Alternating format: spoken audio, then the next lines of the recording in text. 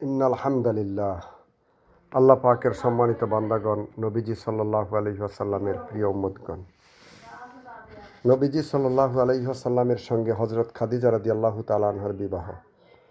হযরত খাদিজা রাদিয়াল্লাহু তাআলা আনহা ছিলেন একজন বুদ্ধিমতী ও বিচক্ষণ রমণী। নবী করিম সাল্লাল্লাহু আলাইহি ওয়াসাল্লামের উন্নত স্বভাব এবং বিস্ময়কর চারিত্রিক গুণাবলী প্রত্যক্ষ করিয়া তার অন্তরে মহানবী সাল্লাল্লাহু আলাইহি ওয়াসাল্লামের প্রতি প্রগাঢ় বিশ্বাস ও অকৃত্রিম ভালোবাসার সঞ্চার হয়। তাই তিনি স্বয়ং ইচ্ছা প্রকাশ করলেন, যদি নবীজি সাল্লাল্লাহু আলাইহি ওয়াসাল্লাম কবুল করেন তাহলে তিনি নবীজির সাথে বৈবাহিক বন্ধনে আবদ্ধ হবেন।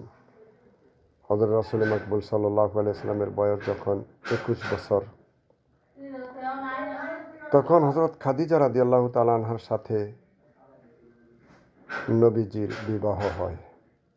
হযরত খাদিজা রাদিয়াল্লাহু তাআলা আনহার বয়স তখন 40 বছর এবং কোনো বর্ণনায় 45 বছর।